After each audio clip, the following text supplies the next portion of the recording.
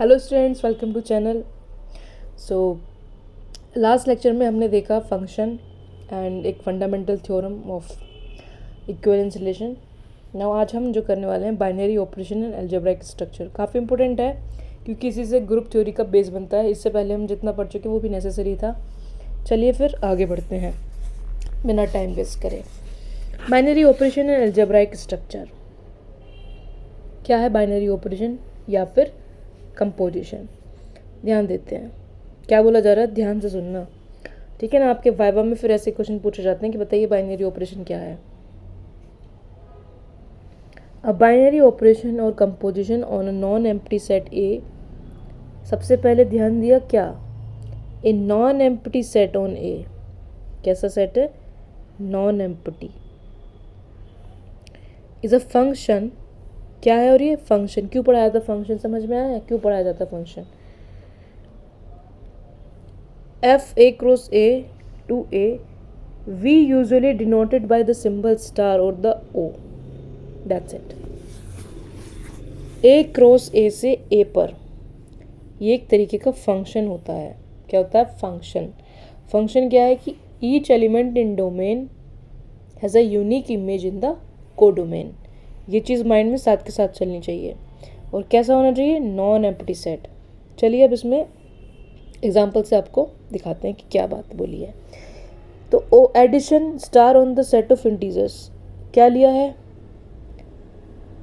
Addition, operation addition है किस पर? इंटीजर्स पर।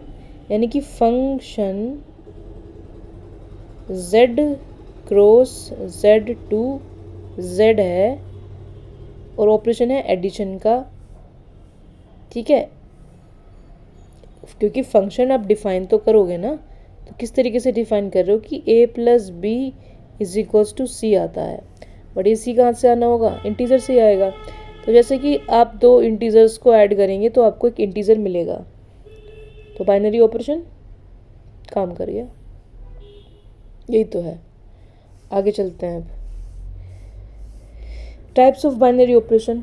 Commutative operations. An operation on set A is commutative if a operation b is equals to b operation a for all a b belongs to ए।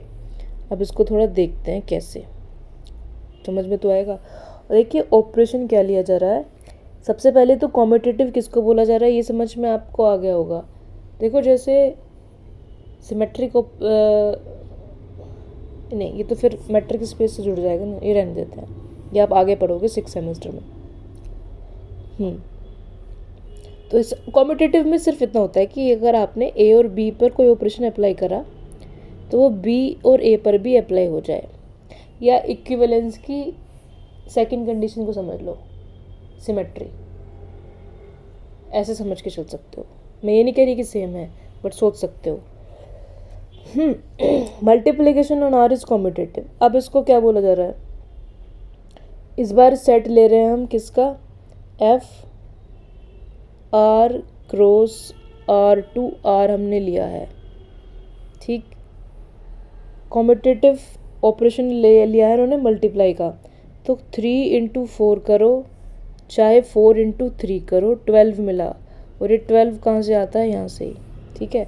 तो ये commutative हो गया। अब एक नोट कि अगर हम इसको हटा दें ज़रा, देखो इसको इतना डिटेल में इसलिए बता रही हूँ ताकि आपको अच्छे समझ में आए।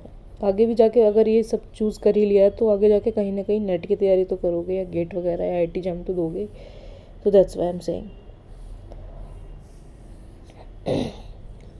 सो सब्ट्रैक्शन इज नॉट। अभी अगेन आर क्रॉस आर पर ही बात कर रहे हैं। इस बार ऑपरेशन क्या है? सब्ट्रैक्शन का।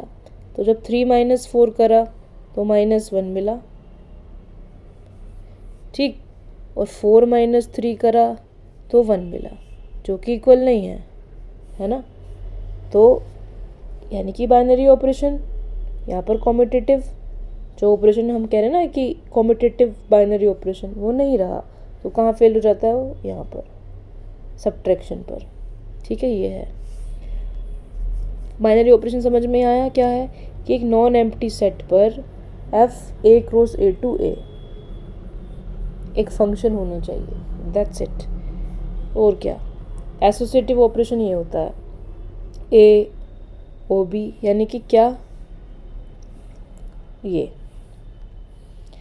कि अगर आप ए को बी पे ऑपरेट करो और फिर इसको सी पर ऑपरेट करो, या फिर आप पहले ये ऑपरेट कर लो, तो वो इक्वल आना चाहिए। ये है। आगे है आइडेंटिटी एलिमेंट। इसको समझते हैं थोड़ा, इसकी काफ़ी ज़रूरत पड़ेगी अब हमें आगे जाके। आइडेंटिटी एलिमेंट क्या है? An element e belongs to a is an identity if, आप वो ऑपरेशन लगाओ किसी एलिमेंट ए पर, जो भी ऑपरेशन है वो लगाइए और वो आपको ए दे दे, फिर इसी ऑपरेशन को दोबारा यानी कि कॉम्पिटिटिव तरीके से लगाओ, तब भी आपको ये ए मिलता है।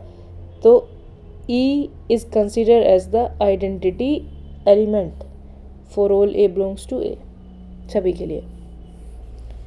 अब इसके लिए आपको एक एग्जांपल तो लगेगा, बट ये सिर्फ अपने दिमाग में भी सेट कर लो, आगे हम ग्रुप के अंदर सब डिटेल में देखने वाले हैं। नेक्स्ट आफ्टर दैट आता है invertible element. An element a is invertible if there exist b belongs to a such that a of b is equals to b of. अच्छा, फिलहाल के लिए ऐसे समझ सकते हो।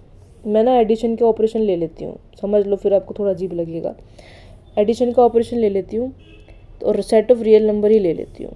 तो अब मुझे बताओ मैं 2 में ऐसा क्या रियल नंबर ऐड करूँ कि मेरे को ये 2 फिर से मिल जाए, यानी कि इसको मैं अगर ए कहूँ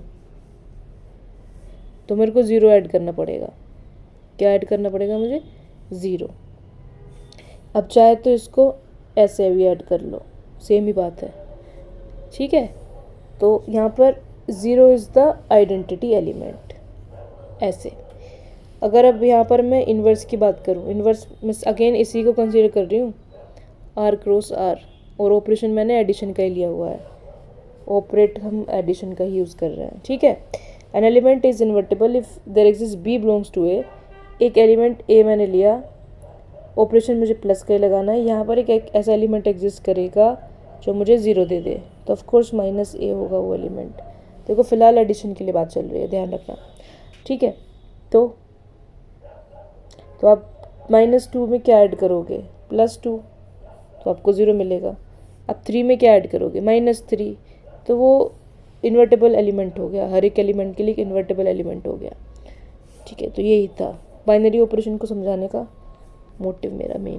तो ठीक है, बाइनरी ऑपरेशन तो आपका हो चुका है ख़त्म। अब आप चाहें तो अपनी एक्सरसाइज के क्वेश्चंस को लगाकर देख सकते हैं, जो कि MCQ टाइप्स या जो भी हैं,